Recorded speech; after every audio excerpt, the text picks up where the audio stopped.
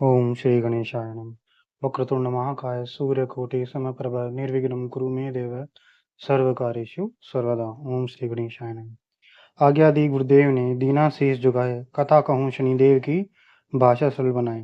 सर्वप्रथम श्री सरस्वती जी को सुमिरन करके, गणपति जी को नमस्कार करके तथा अपने गुरुदेव के चरणों में माथा नवाकर मैं श्री शनिदेव जी की कथा प्रारंभ करता हूँ।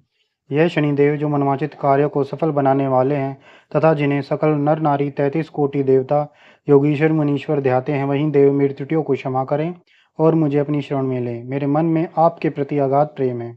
यह बात सर्वविदित है कि जो लोग शनिदेव को ध्याते हैं उनके सकल मनोरथ सफल होते हैं, तथा जो ऐसे देव को भूल जाता है वह संसार में महान दुख पाता हुआ नरकगामी होता है और अगले जन्म में पशु की योनि में जन्म लेता है। जो कथा मैं तन मन से कहने जा रहा हूँ उसे भी आप सच्चे मन से ग्रहण करें। एक बार संसार में चहु ओर पूजे जाने वाले 9 ग्रह एक स्थान पर एकत्र हुए, परस्पर विविध प्रकार से वार्तालाप करने लगे। जब बात घूमती हुई उस स्थान पर आ पहुंची कि हम 9 ग्रहों में सबसे बड़ा और सर्वाधिक पूजनीय कौन देव है, तो प्रत्येक ग्रह देवता अपने आप को स्वयं को बड़ा कहने लगे। इस बात पर जब बहुत देर तक वाद विवाद होता रहा और कोई निर्णय नहीं हो सका, तो यह तय हुआ कि चलकर इंद्रदेव से इसका निर्णय कराना चाहिए। अतः 9 के 9 ग्रह इंद्रदेव के समक्ष उपस्थित हुए। उन सबकी बातें सुनकर इंद्रदेव भी सोच में पड़ गए, किसे छोटा कहें किसे बड़ा, किसकी श्रद्धा के पात्र बने और किसके कोप के भाजन। अंत में सोच समझकर निर्णय न करते हुए बोले कि मैं अल्पबुद्धि इस बात का निर्णय करने में असमर्थ हूँ। मुझे तो आप सभी बड़े नजर आते हैं और मैं सभी का आदर सम्मान संभाव से करता हूँ। इस पर नवग्रह संतुष्ट नहीं हुए और हट करने लगे कि इसका निर्णय आपको अवश्य ही करना चाहिए। तब देवराज बोले, आप लोग मृत्युलोक में जाइए, वहां एक अत्यंत न्यायप्रिय राजा राजा विक्रमादित्य राज्य करता है। आप उनके पास जाइए, वह अवश्य ही आपका कोई न कोई उचित निर्णय कर देगा। इंद्रदेव से निराश होकर नवग्रह मृत्युलोक में जाने को तत्पर हो गए। देवराज इंद्र ने जब उन्हें वहां जाते देखा तो प्रसन्न होकर चैन की सांस ली। इस धर्म संकट से निकलना उनके लिए सचमुच ही कितना दुष्कर था, पर अपनी चतुराई से अपने ऊपर आए इस धर्म संकट को राजा विक्रमादित्य पर टाल दिया।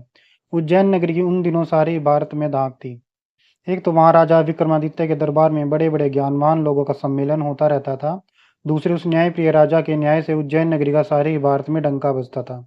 स्वर्ग में जब नवग्रहों का निर्णय न हो पाया तो वह अपने अपने विमानों पर आरूढ़ हो मृत्युलोक में आ पहुंचे। ठीक उसी समय जब राजा विक्रमादित्य का दरबार ठसाठस भरा हुआ था, तब नवग्रह वहां कर उपस्थित हुए। नवग्रह को इकट्ठे देखकर राजा विक्रमादित्य अपने सिंहासन से उठ खड़े हुए और सभी देवों को सम्मान पूर्वक आसन ग्रहण करने को कहा, किंतु राजा के सम्मान को किसी भी ग्रह देवता ने स्वीकार नहीं किया। तब विक्रमादित्य ने प्रश्नवाचक दृष्टि से उनकी ओर देखा तो बृहस्पति देव ने आगे बढ़कर दृढ़ स्वर में कहा, हे राजन, हम यहाँ पर तब तक आसन ग्रहण नहीं करेंगे जब तक कि आप हमारा यह निर्णय नहीं करेंगे कि हम लोगों में सबसे बड़ा और सर्वाधिक पूजनीय कौन देव है। राजा अपने ऊपर आए इस धर्म संकट को देखकर पल भर में तो घबरा गया, परंतु शीघ्र इसने स्वयं को संभाल लिया। उसने अपने मन में एक युक्ति सोच ली। दरबार में छोटे छोटे आसनों की पंक्ति प्रवेश द्वार तक चली गई थी। राजा ने उन लोगों से कहा कि आप यहाँ पर आसन ग्रहण कीजिए और मैं सोच समझकर अपना निर्णय करता हूँ। यह कहकर राजा अपने सिंहासन पर बैठ गया। सिंहासन के निकट ही जो आसन पड़ा था उस पर भाग कर बृहस्पति देव जा बैठे। उसके अगले ही आसन पर सूर्य देव जा बैठे। सूर्य के निकट ही चंद्रमा, फिर इसी क्रम में बुध, मंगल, राहु, केतु इत्यादि ने अपना अपना आसन ग्रहण कर लिया। पंक्ति में 8वें थे भार्गव, किंतु उन्हें भी संतोष था कि उनके बाद शनिश्चर बैठेंगे, किंतु आसन प्रवेश द्वार के समीप होने के कारण और सबसे अंत में होने के कारण शनिदेव उस पर नहीं बैठे।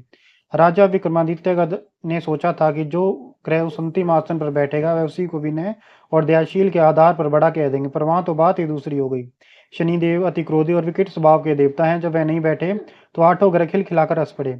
अपना इस प्रकार से अपमान होते देखकर शनिदेव की आंखें क्रोध से लाल हो गई, भ्रुकुटी तन गई। क्रोध से कांपते हुए बोले, हे राजन, मुझसे वैर लेकर तुमने अच्छा नहीं किया। क्या समझकर तुमने मुझे इस प्रकार से अपमानित करना चाहे? क्यों मुझे तले बिठाना चाहे? चांद ग्रह का प्रभाव 2.25 दिन रहता है। सूर्य, शुक्र और बुध का प्रभाव केवल आधा मास, सोम और मंगल 2 मास और गुरु 13 मास, राहु और केतु 18 मास रहते हैं, जबकि मैं 7.5 वर्ष तक रहता हूँ। इसलिए हे राजन, अब तू सावधान हो जा। तूने जो अपमान किया उसका दंड तुझे अवश्य ही मिलेगा। राजा के कुछ दिन तो आराम से बीते, लेकिन शीघ्र ही शनिदेव की कोप की दृष्टि फिरी और राजा पर 7.5 आ गई। उन्हीं दिनों एक व्यापारी कुछ घोड़े बेचने के लिए उज्जैन नगरी में आया। सुंदर सुंदर घोड़े देखकर राजा का जी ललचा गया। राजा ने उन्हें खरीदने का आदेश दे दिया। घोड़ों में घोड़ा भंवर नाम का था। राजा उस पर चढ़कर देखने लगे। कुछ देर तक तो घोड़ा राजा के लिए वहीं घूमता रहा, लेकिन शीघ्र ही सहसा भाग खड़ा हुआ। राजा को बड़ा अचंभा हुआ। घोड़ा एक भयानक जंगल में राजा को पटक कर अंतर ध्यान हो गया। राजा अकेला उस वीरान जंगल में भटकने लगा। साय के समय जब उसे प्यास बहुत सताने लगी तो वह जोर जोर से चीखने लगा। एक पगडंडी से ग्वाला अपने गांव को जा रहा था। वह राजा की आवाज सुनकर रुक गया। राजा उसके पास गया। ग्वाले ने उनकी व्यथा जानकर उसे निकट की नदी में ले जाकर पानी पिलाया। पानी पीने के बाद राजा स्वस्थ हो गया और प्रसन्न होकर उसने अपने ग्वाले को अपने हाथ की अंगूठी उतार कर दे दी और उससे कहा कि मैं उज्जैन नगरी का रहने वाला हूँ और यहाँ रास्ता भटक गया हूँ, तुम मुझे रास्ता दिखाओ। तब ग्वाला उन्हें अपने साथ गांव में ले आया। वहां एक मिष्ठान की दुकान पर राजा ने मिठाई खा पीकर भूख मिटाई और दुकानदार को भी एक अंगूठी उतार कर दे दी। दुकानदार के पूछने पर उसने उससे भी यही कहा कि वह उज्जैन नगरी का रहने वाला है और उसका नाम बोना है। फिर वह दुकान के बंद होने तक वहीं बैठा दुकानदार से बातें करता रहा। उस दिन दुकानदार की बिक्री बहुत हो गई। उसने सोचा कि यह भाग्यवान पुरुष है जिसके आने से आज मेरी इतनी बिक्री हुई है। इसलिए रात होने पर वह उससे बोला कि वह उसके साथ घर चले और उसके साथ भोजन भी करे। राजा मान गया। जब वह दोनों घर पहुंचे तो दुकानदार की पत्नी ने उनका बड़ा स्वागत सत्कार किया और अतिथि के लिए विशेष रूप से भोजन तैयार किया। भोजन करते समय एक अद्भुत घटना घटी। जहां राजा भोजन कर रहा था वहीं सामने की दीवार पर सोने का सतलड़ा हार टंगा हुआ था। उसके पीछे एक चित्र था। सहसा ही वह और वहां से अदृश्य हो गया। दुकानदार के यहाँ एक बांदी थी। उसने जाकर घर की मालकिन से कहा कि वहां खूंटी पर हार नहीं है। जब बात दुकानदार तक पहुंची तो उसने राजा से पूछा। राजा बोला, मुझे तो नहीं मालूम, तुम्हारे और मेरे अतिरिक्त तो यहाँ कोई आया ही नहीं था। सच सच बताओ, हार कहाँ है? मुझे नहीं मालूम। राजा फिर बोला, मेरे पास कोई हार नहीं है। जब कोई निर्णय नहीं हो सका तो दुकानदार राजा को उस नगर के राजा के पास ले गया। उस नगर के राजा ने जब विक्रमादित्य की भोली भाली सूरत देखी तो वह बोला, यह व्यक्ति कभी भी चोरी नहीं कर सकता, और यह कहकर उसने विक्रमादित्य को छोड़ दिया। विक्रमादित्य जब उस नगर में यूं ही इधर उधर घूम रहा था तब उस नगर के एक तेली ने उससे कहा कि वह उसके यहाँ काम कर ले तो वह उसको रहने के लिए स्थान और खाने को सामग्री भी देगा। राजा मान गया। तेली उसे अपने साथ घर में ले आया। वहां सारा दिन राजा दानी पर बैठा उसके बैलों को हाँकता रहता और तेली बाजार में तेल बेचा था। जब वर्षा ऋतु आई और मूसलाधार वर्षा होने लगी तब दानी पर बैठे विक्रमादित्य ने मौज में आकर ऊंचे ऊंचे स्वर में राग अलापना आरंभ कर दिया। निकट ही उस नगर के राजा का राजमहल था। वहां खिड़की पर बैठी राजकुमारी ने जब राजा का मधुर स्वर में गीत सुना तो वह अपना दिल हार बैठी। उसने बांदी को पता करने के लिए भेजा। बांदी वहां राजा को गाते हुए देखकर लौटी तो राजकुमारी से बोली कि वहां तो कोई अति सुकुमार नवयुग बैठा मस्ती में आंखें बंद किए गा रहा है। राजकुमारी ने सुना तो उसने अंजल का त्याग कर दिया। रात तक जब उसने कुछ नहीं खाया तो रानी ने आकर उसे समझाया, पर वह बोली कि वह तो उस गाने वाले से ही शादी करेगी। रानी ने जाकर राजा से कहा कि राजकुमारी एक तेली पर मोहित हो गई हैं और उसी से वे ब्याह रचाना चाहती हैं। राजा ने सुना तो बहुत क्रुद्ध हुआ। उसने तेली के घर से विक्रमादित्य को बुलवाया और उसके हाथ काट कर जंगल में फिकवा दिए। यह बात जब राजकुमारी को पता चली तो वह और भी अपनी बात पर दृढ़ हो गई। बोली, मैंने तब उसी को वर लिया है, अब वह कैसा भी हो मैं उसी से विवाह करूंगी। बेटी की हट देकर लाचार और राजा ने दोबारा विक्रमादित्य को नगर में बुलाया और उससे राजकुमारी का मामूली ढंग से पानी ग्रहण कराया और एक साधारण मकान में दोनों को बसा दिया। दोनों वहीं रहने लगे। एक दिन जब विक्रमादित्य सोया हुआ था तो उसे सपन में शनिदेव नजर आए। विक्रमादित्य ने उनके सामने नमस्कार किया और समय याचना की। शनिदेव ने उसे आशीर्वाद दिया और बोले, अब तुम्हारे 7.5 खत्म हो गई है। राजा बोला, मुझसे जो गलती हुई उसके लिए मुझे क्षमा कर दीजिए। शनिदेव ने मुस्कुराकर उसे आशीर्वाद दिया। राजा के दोनों बाजू दोबारा निकल आए। राजा ने अपनी पत्नी राजकुमारी को रात को जगाया नहीं। वह रात को उसके गले में अपनी बाहें डालकर सो गया। सुबह राजकुमारी की आंखें खुली तो उसने अपने गर्दन पर बाहें पड़ी देखी तो वह चौंक कर उठ बैठी। लेकिन शीघ्र ही विक्रमादित्य ने जाग कर उसको सब बातों से अवगत करा दिया। जब वहां के राजा को यह बात मालूम हुई तो वह भागा भागा आया और उस अपंग को फिर से स्वस्थ देखकर चकित रह गया। उसको भी विक्रमादित्य ने यही कहा कि यह सब शनिदेव की कृपा का फल है। और विक्रमादित्य ने अपना वास्तविक परिचय भी उस राजा को दिया और सारा किस्सा विस्तार से सुनाया। सुनते ही राजा विक्रमादित्य के चरणों में गिर गया, समय याचना करने लगा। बस यह खबर शीघ्र ही सारे नगर में फैल गई। दुकानदार को जब यह खबर मिली तो वह भागा भागा आया और विक्रमादित्य के पांव में लौटने लगा। राजा विक्रमादित्य ने उसे उठाकर आसन पर बिठाया और कहा, तुम घर जाकर उसी खुटी पर देखो, हार टंगा होगा। सच्ची दुकानदार ने देखा, हार टंगा पाया। राजा ने नौकरानियों के साथ लक्ष्य समेत विक्रमादित्य को विदा किया। राजा विक्रमादित्य जब राजकुमारी को लेकर अपनी नगरी उज्जैन में लक्ष्य समेत पहुंचा तो सारी नगरी में उत्साह छा गया। अपने राजमहल में प्रवेश करने से पूर्व राजा विक्रमादित्य ने नवग्रहों की पूजा की और शनिदेव को सर्वोच्च स्थान दिया। साथ ही उसने नगर भर में ढिंडोरा पिटवा दिया कि शनिदेव मनवांचित फलों को देने वाले हैं तथा नवग्रहों में सर्वोच्च स्थान रखते हैं। इस प्रकार शनिदेव को मनाकर राजा विक्रमादित्य ने अपने राज्य, यश और कीर्ति को प्राप्त कर लिया। बोलो श्री शनिदेव महाराज की जय। बोलो श्री नवग्रहों की जय। जैसी सुनी तैसी कही, इसमें झूठ न सांच। विक्रम रूप इतिहास को सजनों देखो बाँच। सुने सुनावे शनि कथा, गावे जो चितलाए।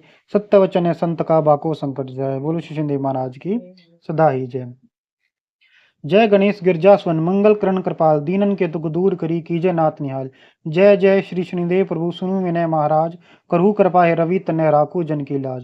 जयति जयति शनिदेव दयाला कर सदा भक्तन प्रतिपाला चारि भुजा तुम श्याम विराजे माते रतन मुकुट छवि छाजे। परम विशाल मनोहर बाला टेढ़ी दृष्टि भ्रकुटी विकराला कुंडल शवन चमाचम चमके हिय माल मुक्तन मणि दमके।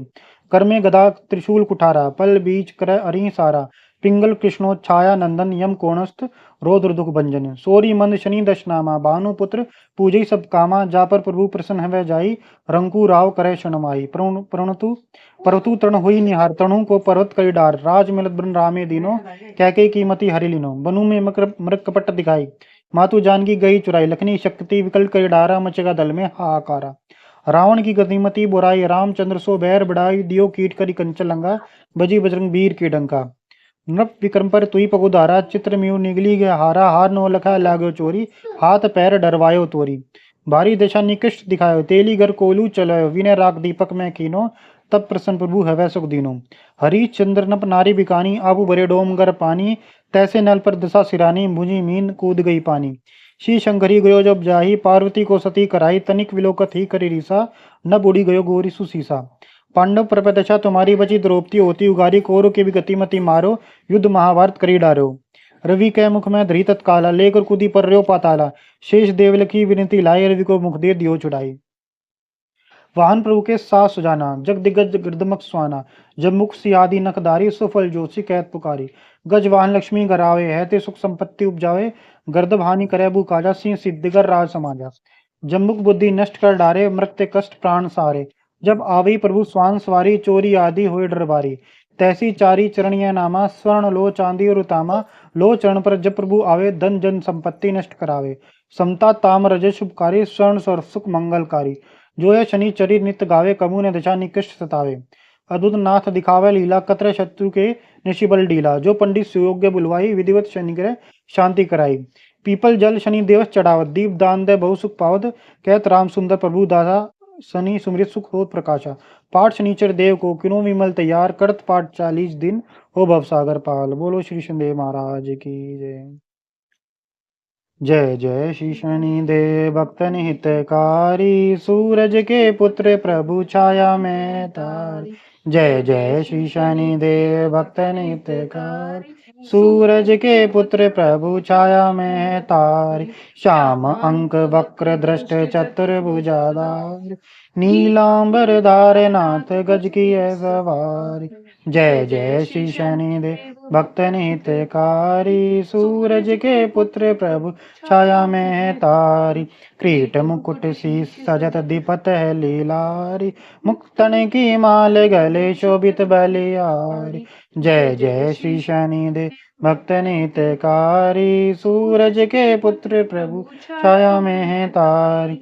मोदक मिष्टान पान चढ़त है सुपारी लोह तिल तेल उड़द महिषी अति प्यारी।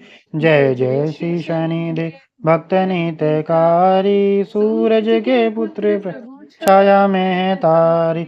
देव धनुज ऋषि मुनि सुरत नर नारी विश्वनाथ दरत ध्यान शरण है तुम्हारी। जय जय श्री शनिदेव भक्तन हितकारी सूरज के पुत्र प्रभु छाया में है तारी। बोलो श्री शनिदेव महाराज की।